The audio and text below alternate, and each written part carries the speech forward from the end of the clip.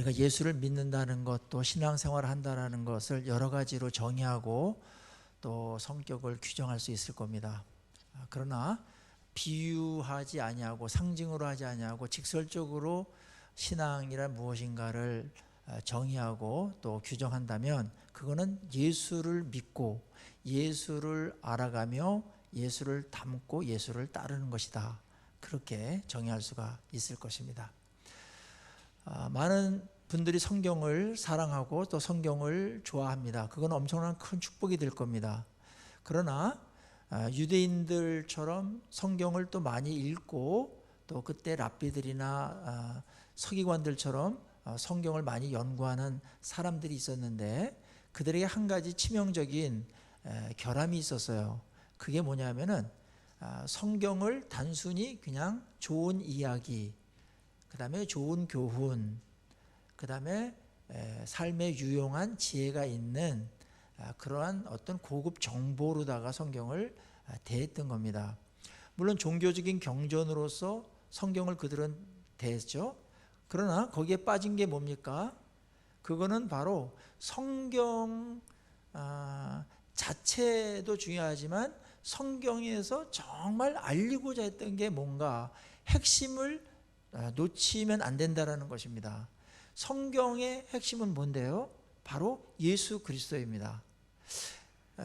그래서 예수님께서 제자들과 그다음에 서기관 바리새인들 듣는 가운데서 요한복음 5장 39절에 너희가 성경에서 영생을 얻는 줄 알고 성경을 너희들이 상고하고 연구하거니와 이 성경은 나에 대해서 증거하는 것이다. 그렇게 말했습니다. 근데 이들은 성경을 굉장히 연구하는 전문가들이었어요. 율법을 막 연구하는 학자들이었는데 율법이나 구약 성경에서 말씀하시는 핵심 내용이 예수님을 알고 예수님이 오신다라는 것과 예수를 믿어야 구원받는다라는 것과 예수님이 구세주라는 것에 대한 이야기인데 그리고 성경은 알면서 예수를 몰랐어요. 이게 이제 뭔가 말이 안 맞는 건데 그렇게 성경에 촘촘히 예수님에 대해서 많이 이야기를 했음에도 불구하고 예수님이 왔을 때에는 성경 연구자들이 예수님이시네요 이렇게 알아봐야 되는데 예수님을 몰라봤습니다. 그래서 예수님을 배척하고 핍박하고 뭐 그런 일들이 막 거부하는 일들이 생겨서 예수님께서 하도 답답하셔가지고 너들 성경 많이 연구하는 건 괜찮으나 성경이 누구에 대해서 증거하는 거냐? 그게 바로 나에 대해서 증거하는 거다. 성경은 그래서 구약 예수님께서 옛날 구약 때 구약 성경을 통해 가지고 예수님이 오신다라는 약속, 이 약속할 약자를 쓰거든요. 옛날 약속, 신약은 이제 새로운 약속, 예수님이 오시고 예수님이 통치하시고 예수님이 구세주가 된다라는 것, 그것이 이제 성경인데 그거를 몰랐습니다. 오늘날 우리가 신앙생활하면서 우리 신앙생활의 개념을 잘 잡아야 되는데 어떤 종교적인 모임에 참여한 거 잘하는 겁니다. 그 다음에 거기 열정을 내는 거 잘하는 겁니다. 그 다음에 성경을 가까이 하고 성경을 좋아하고 사랑하는 것 엄청난 축복입니다. 그런데 거기서 이 모든 것들이 헛되지 아니하고 진짜 축복이 되고 가치 있게 되려면 어떻게 됩니까? 예수님하고 연결돼야 됩니다. 예수님, 살아계신 그 예수님과 연결됐을 때 성경도 우리의 종교적인 이런 의식이나 예배도 다 살아나게 되는 것이지 거기 예수님이 빠져버리면 나머지는 다 꽝이 되는 겁니다. 꽝 아시죠? 헛된 것이 되는 겁니다. 예수님이 핵심입니다. 저도 이런 부분에 있어서 늘 깜짝깜짝 놀랄 때가 있어요. 제가 어떤 기독교의 행사에 몰입을 하고 예배에 집중을 하고 성경을 큐티하면서 설교 준비를 몰입해서 합니다. 그런데 가끔 이걸 몰입하다 보니까 예수를 놓쳐버릴 때가 있어요. 그게 다 예수를 향하고 있는 건데, 예수를 증거하는 건데, 이거는 정말 위험한 상황이 벌어질 수가 있다. 살아있는 그 예수님하고의 아름다운 관계 속에서 그 권위 있는 창조주이신 구세주이신 우리의 주인 되신 그분이 오늘 살아서 성령을 보내셔가지고 우리가 이 예배도 드리고 그 다음에 구원도 얻게 하고 그 다음에 우리의 삶도 그분에 의해서 변화가 일어나고 그 다음에 성경 말씀도 죽은 어록이 아니라 지금도 살아계셔서 그 저자가 살아계셔서 말씀을 하시는 이 권위와의 연결, 예수님의 살아계신과의 연결이 있을 때 이 말씀이 진정한 말씀이 되고 생명이 되고 우리에게 진리가 되는 줄로 믿습니다. 여기 튼튼하게 연결을 하셔야 됩니다. 사탄은 계속 예수님하고 이런 분리하려고 그래요. 그래서 모든 이단은 예수님의 유일성과 예수님의 구세주, 예수님의 신성과 인성을 부인하는 쪽으로다가 모든 이단은 연결되어 있습니다. 이게 핵심 진리이기 때문에 사탄도 똑똑하기 때문에 저쪽 무슨 뭐 별로 중요하지 않은 거 그렇게 많이 건드리거나 시간 낭비하지 않습니다. 그 정도의 지각은 있어요. 상황 파악은 그 정도 한단 말이죠. 그래서 사탄이 계속 공격하는 부분은 뭐냐면은 예수 그리스도가 유일한 구원자다. 이거 엄청나게 공격. 유일한 구원자. 뭐 다양하다더니 뭐 이렇게 해서 한 거. 그래서 만들어놓은 하나의 인류 역사상 만들어놓은 하나의 그 상식이 된 지식이 있어요. 그게 뭐냐면 예수 그리스도는 위대한 스승이다. 예수 그리스도는 4대 성인 중에 한 분이시다. 그 이상 그 이하도 아니다. 이렇게 만들어 놓은 거는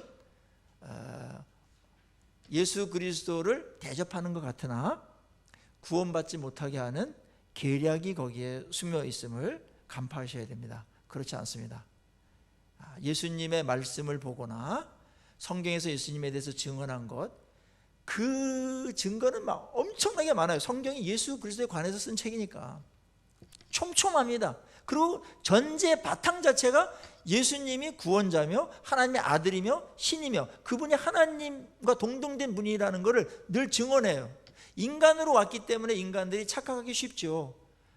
신이 인간의 모양으로 이렇게 왔을 때 뭐 다른 모양으로 오면 신이네 이렇게 좀 알아차릴 수 있을지 모르겠으나 예수님이 죄를 담당하러 온 분이었기 때문에 평범한 인간으로 오셨고 흠모할 만한 그런 외모가 별로 아니었고 백마 타고 온 것도 아니었습니다. 그러니까 웬만한 사람들은 다 예수님을 그냥 평범한 인간으로 대했지 그분이 구세주라든지 메시아라든지 이런 차원에서 하나님의 아들로 영접하지 못했고 거절하고 오히려 괄시했던 그러한 당시의 상황을 우리가 이해할 만도 해요. 그러나 예수님 스스로가 나는 길이고 진리고 생명이다 이렇게 말씀하셨고 나로 말미암지 않고는 누구도 하나님께 갈 수 없다. 또 누구도 나를 통과하지 않고서는 십자가와 이 부활을 믿지 않고서는 죄를 용서받지 못하기 때문에 누구도 구원받을 수가 없다.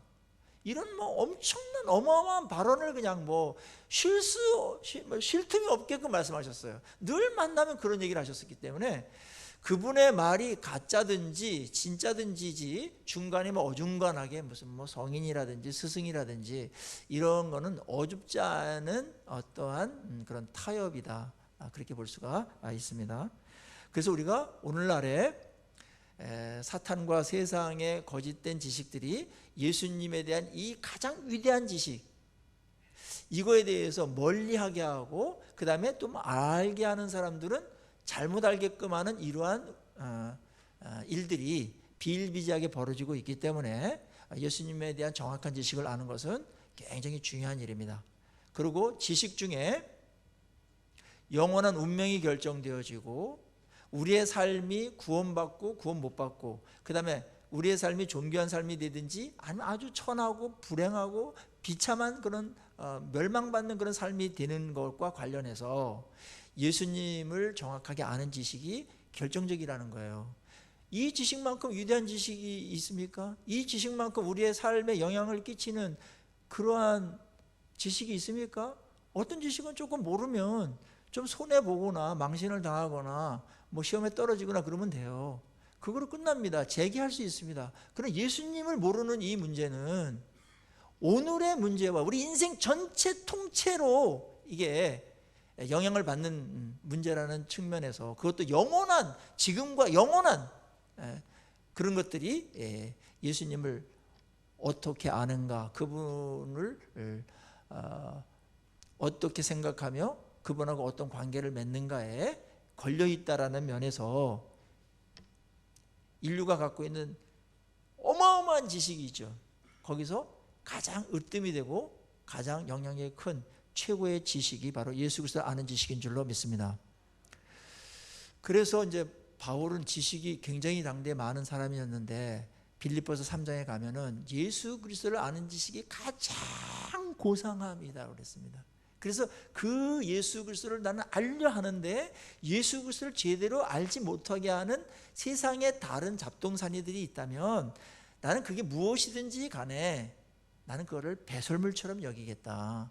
왜냐하면 예수님을 알지 못하게 하는 것들이기 때문에 그게 무슨 세상적인 개똥 철학이든 어떤 것이 뭐 학위를 받은 것이든 또 그것이 뭐 자기 어떤 경험이든 그것이 어떤 세상이 추구하는 그 어떤 그 자랑거리든 대부분 자랑거리들이 그 바울이 나열했던 것은 그것 때문에 예수님을 덜 알고 예수님을 더 알기 원하는 마음이 없어진다든지 등한히 한다든지 그렇게 된다면 비교했을 때 비교적 가치를 생각했을 때 예수님을 아는 게 내 삶에 얼마나 지금 나를 부유하게 하는 것들이기 때문에 이거를 못 갖게 하는 것들이라면 이거는 아무리 가치 있는 것일지라도 세상에서 다 다른 사람이 갖고 싶은 것일지라도 나는 그거 배설물로 여겨버리겠다. 그게 해가 된다. 그게 해가 된다. 그것 때문에 예수를 모르니까 그렇게 말할 정도로 예수 그리스도에 관한 지식은 엄청난 것이며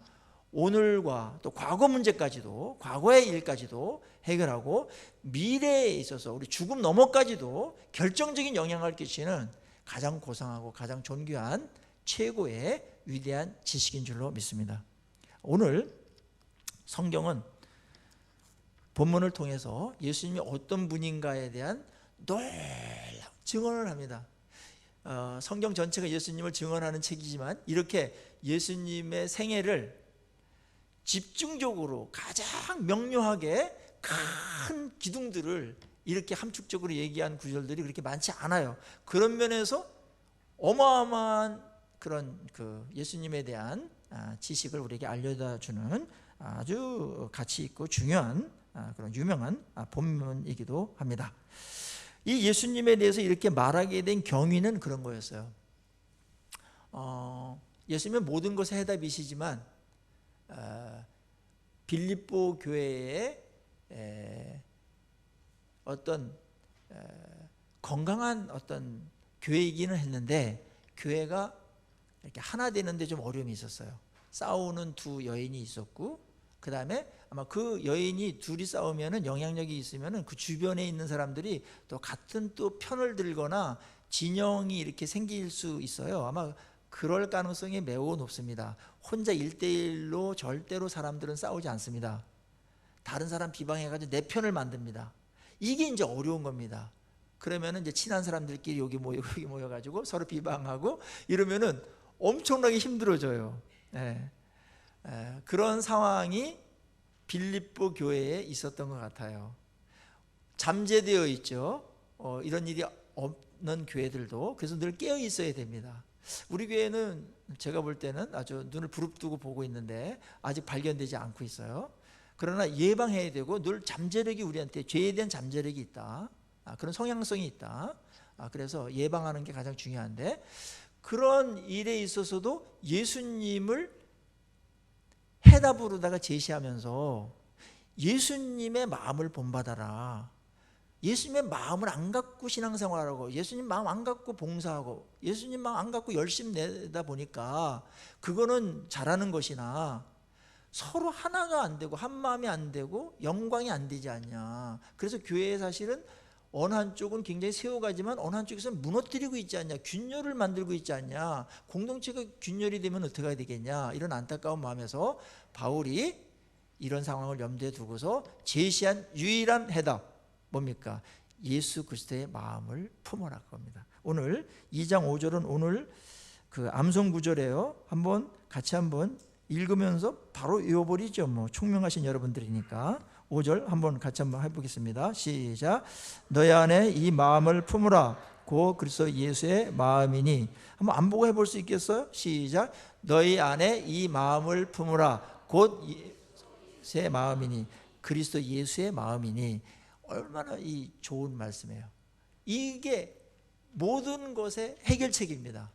예수님의 입장, 예수님의 기준, 예수님의 동기, 예수님의 그 마음을 갖고서 일을 접근할 때 그것이 분열에 대한 문제든 거짓된 문제든 어떤 문제든지 예수님은 우리의 구원자이시고 구원의 주이시면서 뭐예요?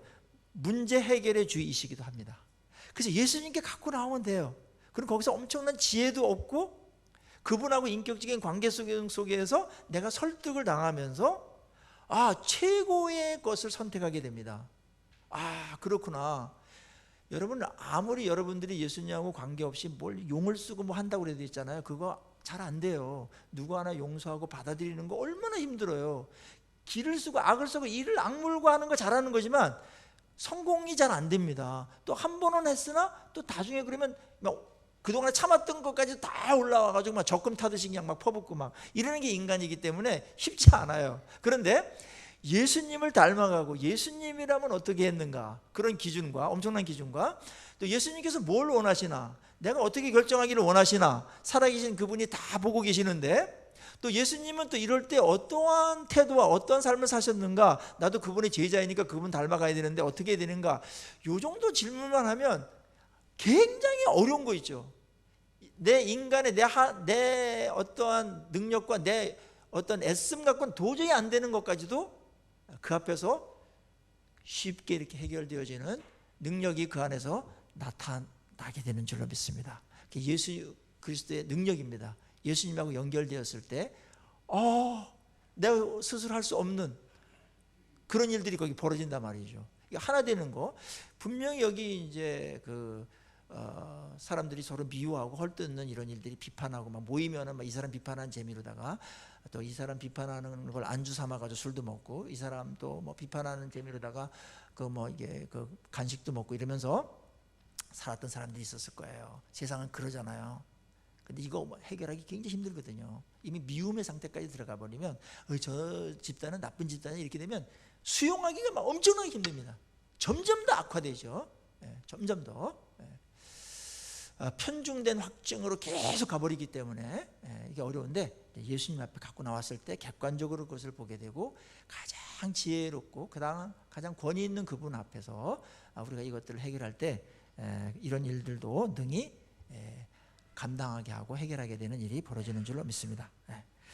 예수님은 구원의 주이시면서 삶의 주이십니다. 여러분 그걸 믿으십니까?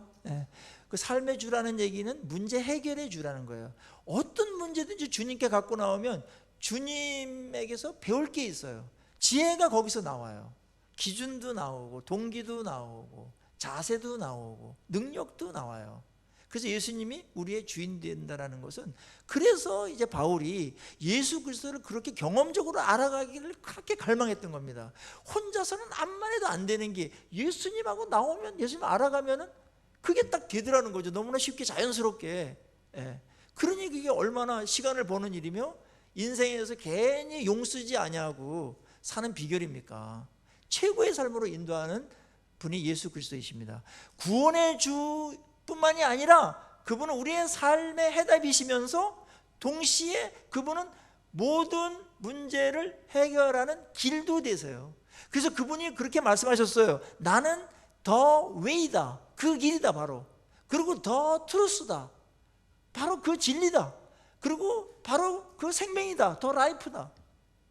어느 누가 이러한 말을 하겠습니까? 그분은 길을 가르쳐주는 정도의 분이 아니에요. 그분 자체가 길이에요. 놀랍죠? 그분은 진리를 설교하는 분만이 아니라 그분 자체가 진리예요. 그분은 생명을 살리거나 생명을 나눠주거나 풍성하게 하는 분이 아니라 그분 자체가 생명 원본이에요. 놀랍죠? 그런 면에서 예수를 안다라는 것은 어마어마한 내용들이 그 안에 포함되어 있어요. 아마 세상에서 가장 저평가된 분 중에 하나가 아직도 예수 그리스도입니다. 그분의 가치는 막 무한대인데 예수 믿는 사람들도 그분을 아는 게 사실은 피상적으로 알거나 생각보다 많이 못 옵니다. 바울도 그분을 계속 알기를 갈망했으니까. 이렇게 빌립보서를 쓸 때쯤 되면은 바울이 원숙한 단계에 있었던 상태입니다. 이제 하늘로 부름받기 얼마 남지 않아서 빌립보서를 썼거든요. 그러니까 그분이 무슨 초신자 때 회심한 직후에 그 말을 했더라면 좀 이해되는데, 그분이 예수를 엄청나게 알고 예수를 계속 증거하고 예수님에 대한 이런 성경도 쓰고 성령의 영감을 받아가지고 예수님을 그렇게 연구하면서 따라가고 닮아갔던 분이, 알아갔던 분인데, 그분의 소원이 뭐냐면 예수님 더 알기 원합니다. 그게 전부입니다. 내 나머지 인생의 제 소망입니다. 우리 찬송가에도 그런 거 있죠. 예수도 알기 원하네. 예수도 알기 원하네. 내 평생의 소원, 내 기도의 제목, 예수님 닮기 원합니다. 그게 이런 것을 아는 분들이 작사한 것이죠. 우리에게도 다른 많은 것들 알아가야 될 것들이 있으나, 첫째로 가장 우리의 삶에 영향을 끼치고 우리를 가장 존귀하게 만드는, 우리를 변화시키는 예수를 더욱더 알아가고 닮아가는 우리가 되기를 간절히 축복합니다. 그게 최고입니다. 최고입니다. 자, 오늘 그러면 예수님은 어떤 분이신가? 6절에 이렇게 말씀하셨어요. 그는 근본 하나님의 본체다. 하나님의 본체라는 말은 그의 능력이나 영광이나 그 다음에 지위나 위상이나 이런 게 다 하나님하고 똑같은 분이라는 거예요. 그래서 우리가 성삼위가 있죠. 성부 하나님, 성자 예수님, 그 다음에 뭐예요? 성령, 그래, 성신, 성령님이 계시죠.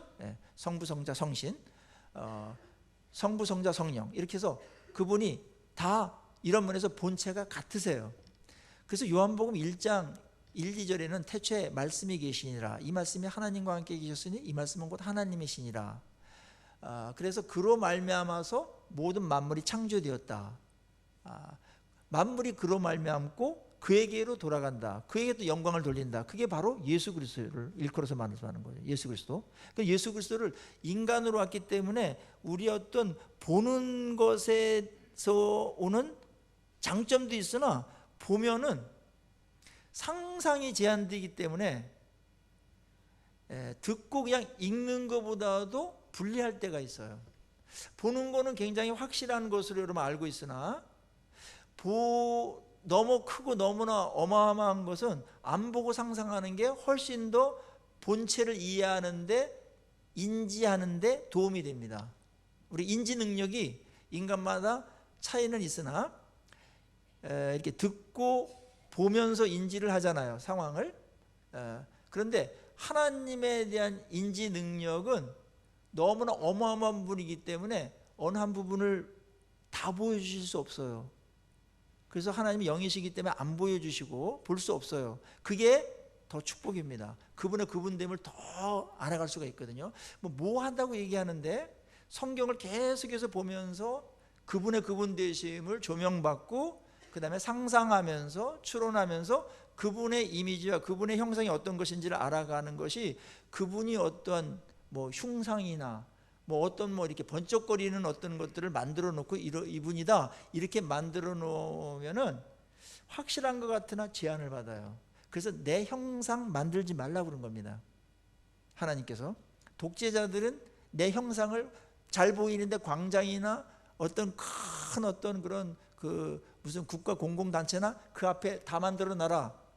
독재자들은 자기 형상을 막 다 만들어, 다 감시하는, 그다음에 어디서든지 독재자가 내 주인이다라는 걸 인식시키기 위해서 그렇게 독재자들은 하나님은 너희들 날 섬겨야 된다 이렇게 말씀하셨지만 절대로 내 형상을 만들면 안 된다. 아주 자신만만하신 부분이기도 하고 하나님의 내심을 제한받기 싫으셔서 더 많이 알게 하기 위한 배려였던 겁니다. 예수님은 하나님의 본체셨어요. 그분은 신이세요. 하나님의 아들이세요. 아니, 하나님이세요. 하나님과 동등된 분이세요. 그 말은 A, B, C가 있다면은 이분들의 영광과 능력과 위엄과 이런 모든 것들은 하나이신데 다 다른 분이에요. 이거는 정말 어마어마한 신비인데 나중에 여러분들이 천국 가서는 조금 이해를 더 하실 수 있을 거예요. 지금은 그러려니 하고 이렇게 믿으시면 돼요. 신의 세계를 다 이해할 수가 없기 때문에. 근데 예수 그리스도는 태초에 천지를 창조하실 때 하나님과 같이 천지를 창조하셨던 바로 그 하나님과 함께 하셨던 분이다. 신이십니다. 그런데 그분이 인간을 구원하러 내려오셨는데 인간의 모습으로 오신 거예요. 그런데 그 하나님 입장에서 예수님의 그런 지위와 어미와 영광의 입장에서 신의 입장에서 인간의 몸을 입고 내려온다? 창조주가 피조물이 돼가지고 내려온다? 여러분 같으면 그게 쉽겠습니까? 이건 차원을 달리하는 건데 여러분이 마치 이런 겁니다. 개미가 막 이렇게 막 죽음의 골짜기로 넘어가지고 저쪽에 막 그냥 독이 있는지도 모르고 낭떠러지가 있는지도 모르고 개미가 계속 가고 있어요. 근데 개미를 구원해야 되는데 마치 내가 개미가 돼가지고 개미 대열 속에 들어가지고 글로 가면 너희들 망해, 다 망해, 글로 가지 말고 일로 가야 돼, 그래야 살아, 이렇게 하는 거랑 똑같은 거예요. 차원을 달리해서 자신을 낮추는 겁니다. 이걸 인카네이션이라고 그래요. 말씀이 육신이 돼서 하나님이 육신이 돼서 이 땅에 온 거예요. 하나님 입장에서는 어마어마하게 자신을 내려놓고 포기한 겁니다. 그 영광과 존귀함을 다 내려놓은 겁니다. 그리고 인간의 모습으로 왔는데 아주 백마 타고 막 멋있는 어떤 영화에 나오는 예수님 같이 그런 아주 얼짱에다가 몸짱에다가 그냥 그런 분으로 오셨습니까? 그렇지 않습니다. 영화는 성경에 있는 것에 대해서 아주 좋게 하려고 만든 것뿐이지 그렇게 예수님이 잘생기지 않으셨습니다. 저보다도 훨씬 못생기게 오셨습니다. 왜냐하면 성경에 저걸 본다면 여러분들도 못생기게 왔어요. 왜냐하면 마른 땅에 난 순한 연같이 와서 흠모할 만한 게 없다. 인간적인 외적인 그 비주얼이 이렇게 매력이 없었다. 왜냐하면 왜 그렇게 오셨냐면은 죄값을 지불하러 오는 분이기 때문에 죄를 다 뒤집어 쓰러 오는 분이 뭐 화려하거나 뭐 뻐기면서 오거나 뭐 이렇게 거드름 피우면서 오지 않았습니다. 그분은 뭐 어마어마한 영광스러운 분이에요. 근데 그거를 다 인간으로 내가 내려와야 되겠다 마음을 비울 때 인간의 모습이면서도 잘나게 안 간다. 내가 다른 사람들이 뭐 외적으로 볼 때 엄청나게 매력 있으시네 막 이렇게 아이돌처럼 그렇게 오지 않았어요. 아주 초라한 모습으로 왔습니다. 왜냐하면 죄값을 지불하기 위해서 왔기 때문에 모든 영광을 다 내려놓고 온 겁니다. 종의 형체로 왔다. 그냥 인간을 내려온 것도 엄청나게 힘든 건데 또 육신의 몸으로 이 땅에 온다라는 거 어마어마한 어려움이에요. 근데 그래야만 구원이 되는 거기 때문에 그렇게 내려오신 거예요. 그거를 성경은 겸손이라고 말하는 겁니다. 예수님이 그러셨다. 우리의 주인이 그렇게 하셨다. 우리의 구원자가 그렇게 하셨고 우리의 스승께서 그렇게 하셨다면 그분을 따르고 그분을 닮아가면서 그분을 섬기는 그 종들과 제자들은 어떻게 되겠냐라는 것을 반문하고 있는 거죠. 그러면서 우리가 교만하다라는 것은 예수님에 대해서 엄청난 무례함을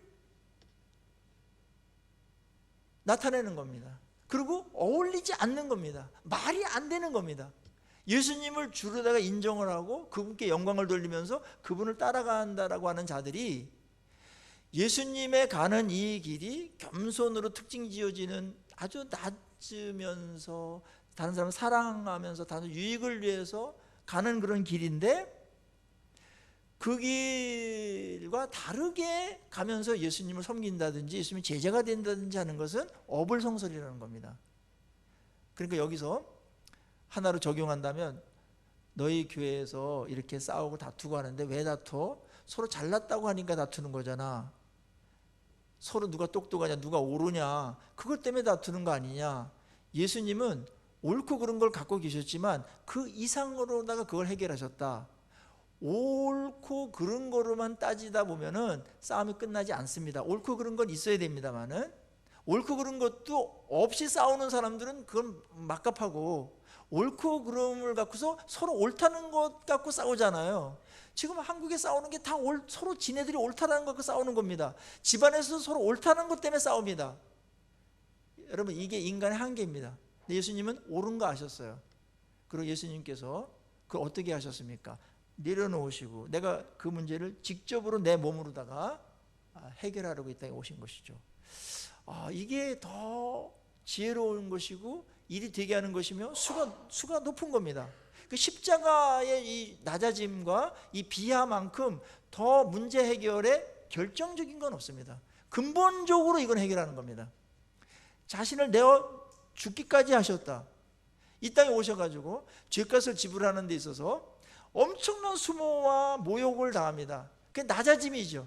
뭐 낮아짐이 이게 막 천박한 데까지 들어가는 겁니다. 예수님에게 죄값을 지불하는 데 있어서 정말 눈물겹습니다. 그냥 바로 재판받고 바로 사형시키고 이러면 괜찮은데 그렇게 안 하고 막 엄청난 재판을 받습니다. 지금 뭐 이렇게 뭐 중습에 끌려갔다가 뭐 하루만 나오더라도 뭐 제정신이 없고 막 자살한 사람도 생기는데 여리저리 막 개처럼 끌려다닙니다. 재판장께서 죄도 없으신데 죄값을 지불하려고 대신 신문을 받고 신문 받는 도중에 받고 나서 엄청난 모욕을 받습니다. 조롱을 받습니다. 그것 자체가 다 죄값을 지불하는 거예요. 예수님이 능력이 없거나 모자라서 그런 게 아니에요. 그걸 하시기 위해서 온 거예요. 그래야 죄값이 지불되는 겁니다. 그리고 결정적으로 십자가에 못 박혀서 자기 생명을 지불하면서 우리를 위해서 자신을 내어주시죠. 신이 이렇게 했다라는 거죠. 여러분, 어느 종교도 신이 그렇게 내려와서 인간에게 맞춰가지고 본인이 생고생을 하면서 희생하면서 모욕을 당하면서 그렇게 인간을 위하고 구원하려는 종교가 있습니까? 세상의 모든 종교는 그렇지 않습니다. 신이 그냥 있고 만들어 놓고 인간들 너희들 내가 여기 있으니까 와야 된다. 잘 구비해가지고 준비해가지고 와라. 그렇게 요구하는 것뿐입니다.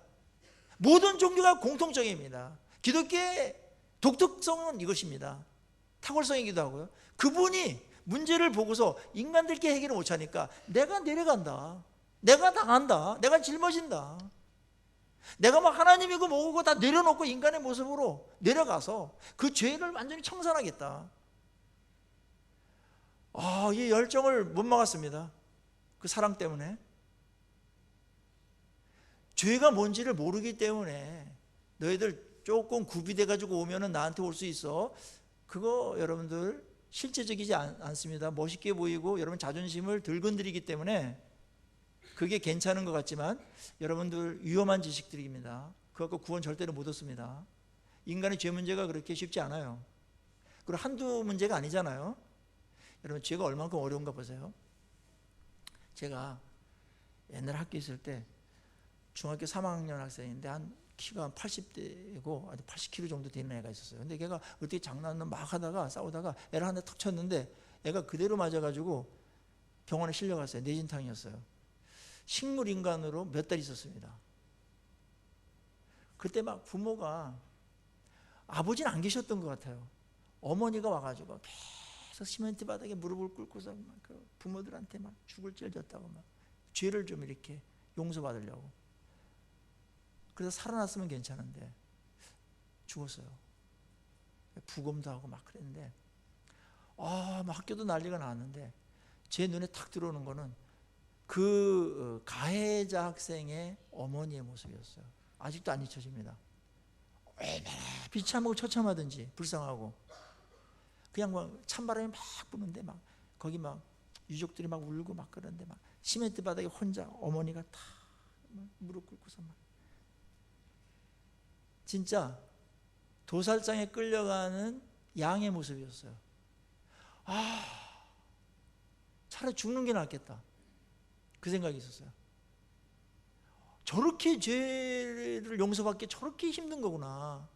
그래도 용서가 안 되는 겁니다. 그리고 지나가면서 유족들이 막 자식을 막 어떻게 키웠길래 하면서 막 지금 여기서 말을 못해요. 제가 심한 욕을 막 퍼붓습니다.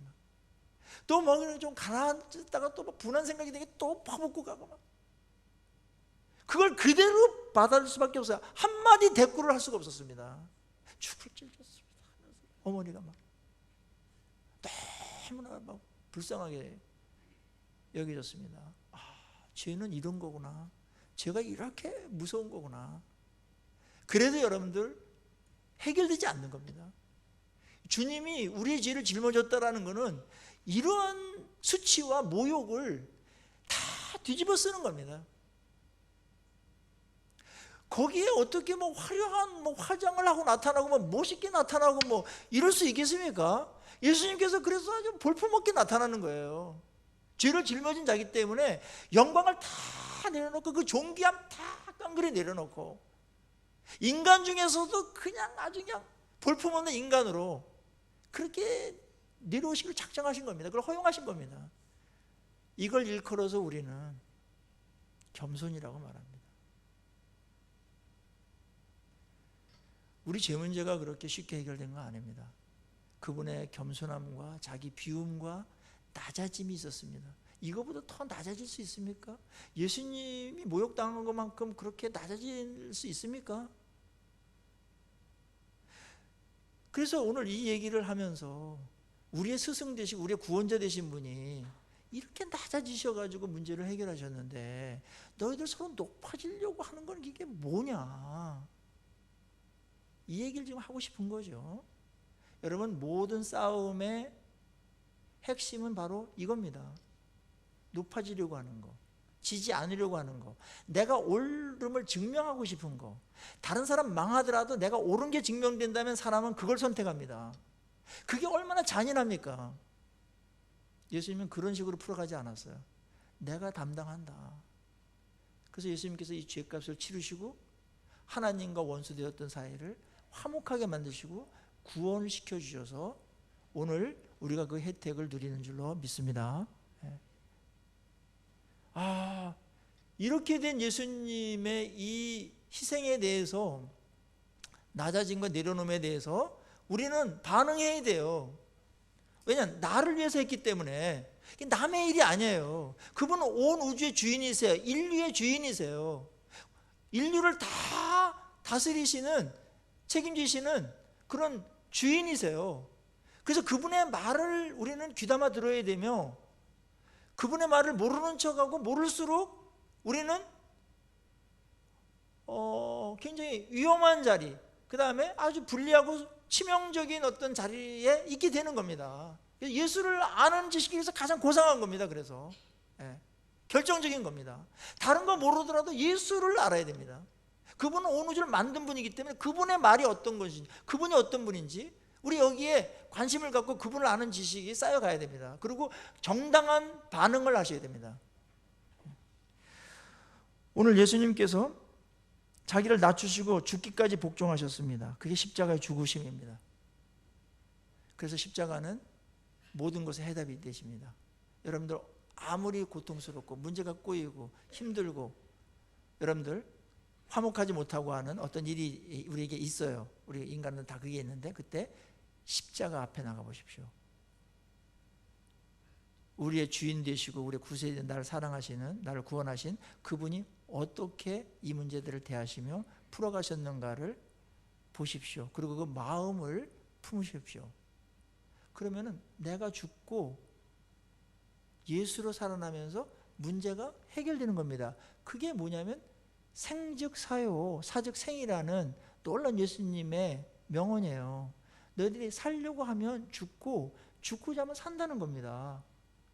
근데 많은 사람들은 내가 안 죽은 상태에서 뭘 하려고 하니까 서로 안 되는 겁니다. 이게 내가 죽으면 아주 이 십자가의 도가, 내가 죽으면 깔끔하고 그냥 마음도 없고 모든 관계도 회복되어지고 서로 행복하고 엄청난 열매도 맺고 향기도 나고 막 아름답고 막 이런 일이 막 거기서 막 생명이 막 생기는 건데, 나는 안 죽고 뭘 해결하려고 하니까, 내 자존심은 있는 대로 다 살리고 나는 옳다라는 게 인정되면서 뭘 다 하려고 하니까 서로 죽는 겁니다. 서로 상처를 내는 것이고, 그래서 생즉 삽니다. 아시겠죠? 이게 역설적인 진리이기 때문에 이거를 해보지 않은 분들은 절대로 못해요.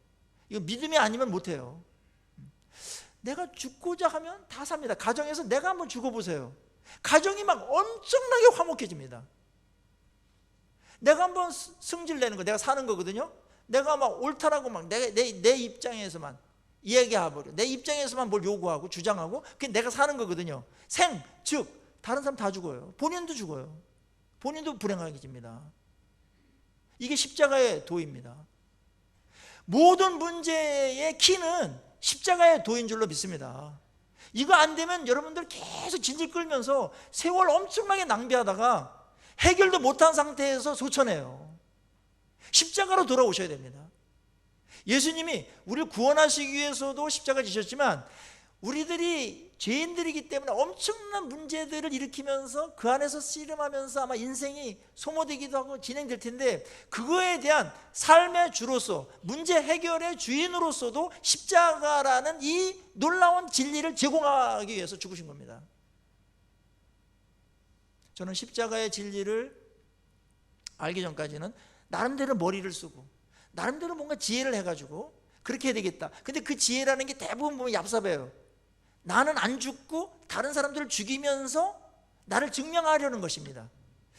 그게 내가 사는 겁니다. 그건 십자가의 도하고 반대로 가는 겁니다.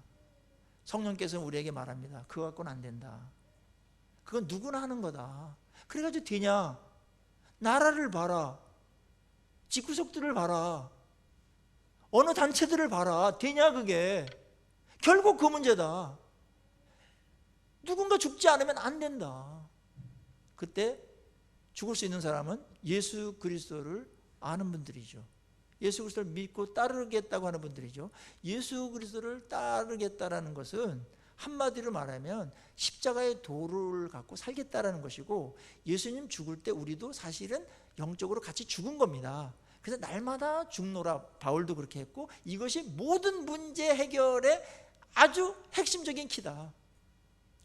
그래서 십자가만큼 파워풀한 건 없습니다.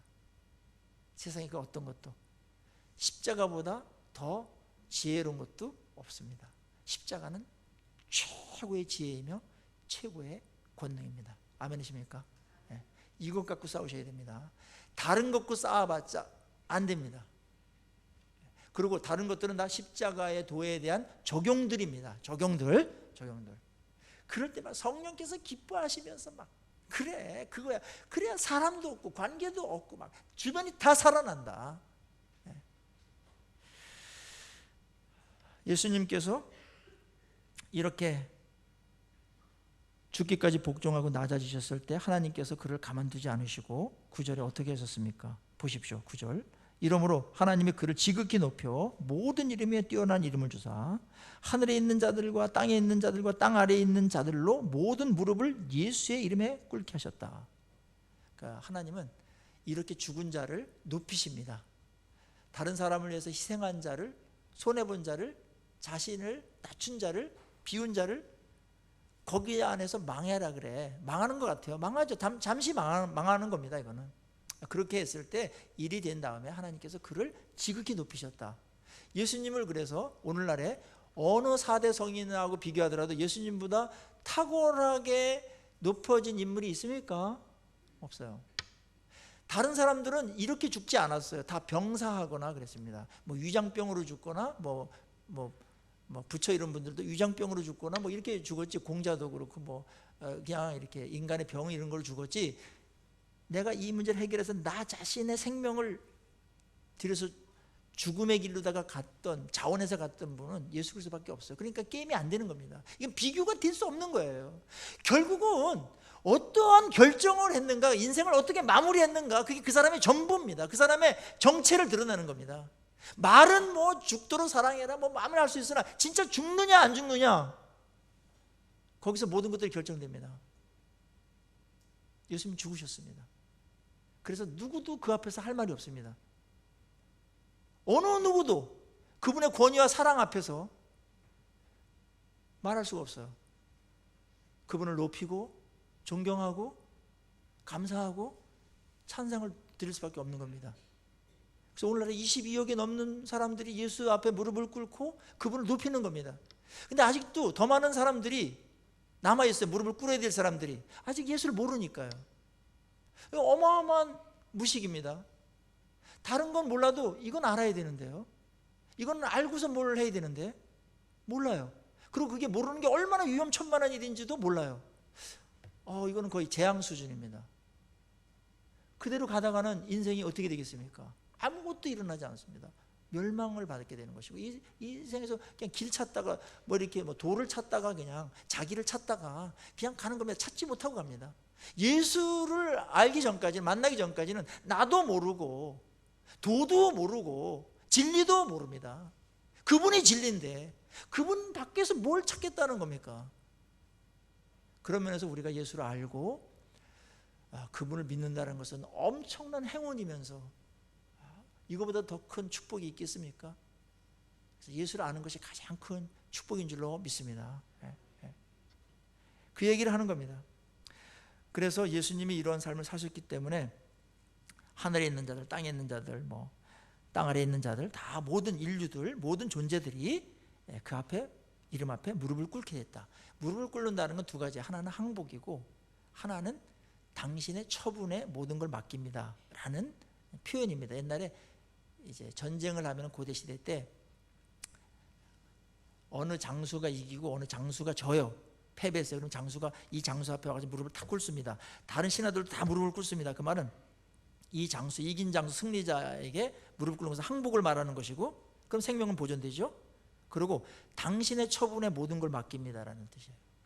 그래서 예수님이 이런 일을 하셨기 때문에 모든 사람이 그 앞에 사랑에 항복하고 그 권세에 항복하고, 그리고 남은 생을 당신이 진정한 주인이시기 때문에 내 인생을 당신에게 맡깁니다. 그걸 우리 믿음이라고 말하는 겁니다. 신뢰라고 말하는 겁니다. 최고입니다. 그게 우리 입장에서 이것이 가장 지혜로운 선택이고 베스트입니다. 여러분들 예수님 앞에, 이 사랑 앞에 여러분 무릎을 꿇으셨습니까? 11절에 모든 입으로 예수 그리스도를 주라고 시인하여 하나님께 영광을, 아버지께 영광을 돌리게 하셨느니라. 예수를 주로 시인하는 겁니다. 이때에 예수님을 주라고, 큐리오스라고 이렇게 시인하는 것은 로마 시대 때니까, 로마의 지배를 받을 때 로마 황제 시저에게 당신은 나의 주인입니다 라는 고백을 했어요. 당신 나의 왕입니다, 나의 주입니다. 그런 고백을 했던 자들이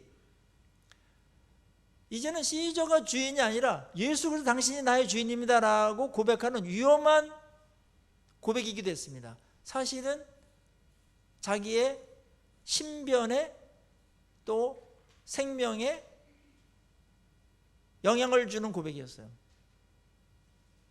그런데 이때 예수의 이 사랑과 이 엄청난 예수 그리스도의 능력을 아는, 예수님의 실체를 아는 사람들이 성령에 의해서 믿게 되고 알아가면서 예수를 주라고 고백하는 사람들이, 시인하는 사람들이 많아지기 시작했죠. 우리도 그 중에 하나입니다. 우리의 신앙은 뭡니까? 이 예수를 아는 것이고 그 아는 것에 대해서 반응하는 겁니다. 반응은 뭡니까? 그분을 주로다가 시인하는 겁니다. 여러분들 예수 그리스도가 여러분의 유일한 구원자로서 시인하시겠습니까? 네. 그 예수 그리스도가 여러분의 삶의 주인인 것을 시인하시겠습니까? 엄청난 고백입니다. 여기서도 새로운 삶이 펼쳐지는 것이고, 그분을 시인하고 그분을 믿으며 갈 때 그 창조주 예수 그리스도께서 지금은 죄값을 다 지불하셨기 때문에 영광스러운 존귀하신 모든 권세를 가지신 그분께서 여러분의 삶을 책임져 주시고 여러분들을 높여주실 줄로 믿습니다. 우리가 예수 그리스도를 닮아가면서 낮아지는 겁니다. 세상은 상향성입니다. 우리는 하향성입니다. 낮아질 때 하나님께서 높여주십니다. 야고보서에서도 유명한 말들 말씀하셨죠. 너희를 낮추라, 그럼 주께서 너를 높여주신다. 그게 예수님의 이 지금 이 패턴하고 똑같은 겁니다. 이게 진리이기 때문에 예수님이 낮아지니까 하나님께서 그의 모든 것들을 그에게 주셨어요. 그래서 나중에 심판하시고 이런 것들 예수님이 하십니다. 단독으로 주관하셔가지고 하십니다. 천사를 동원하셔가지고 역사를 주관하십니다. 지금 많은 사람들이 그분이 이렇게 어마어마한 분인지를 다 몰라요. 일부만 압니다. 그러나 그분의 때가 오면, 그분의 영광의 이 기다림의 때에 시대가 지나서 그분이 심판할 때가 오면 그분이 모든 세상의 모든 창조물의 주인 되신 것을 모든 사람이 읽어야 알도록 그렇게 영광스러운 모습으로 오시게 될 것이고, 그때 예수를 아직 믿지 않았던 사람들, 그런 사람들도 그분을 보게 되는 순간 무릎을 자기도 모르게 꿇게 될 것이고, 억지로라도 그분이 진정한 주라는 것을 고백하는 날이 오게 될 겁니다. 그러나 그때는 때가 늦습니다. 여러분의 선택이 남아 있습니다. 그분을 내가 누구로 대할 것인가? 여러분의 구원의 주로 대하시기를 바랍니다. 그분의 삶의 주인으로 대하시기를 바랍니다. 늘 시인하면서 사십시오. 그분을 닮아가십시오. 예수 그리스도의 마음을 품으십시오. 그럴 때 그분의 삶이 나옵니다. 거기에 최고의 지혜로움이 나옵니다. 거기서 능력이 흘러나옵니다. 거기에 영광이 있습니다. 거기에 승리가 있습니다. 이 초청 앞에 여러분들 결정을 하시고 주님 앞에 돌아오셔서 그분과 함께 이 나그네 길을 걸어가시고 천국까지 그렇게 입성하시는 우리 모두가 되기를 주의 이름으로 축복합니다. 네, 기도하시겠습니다.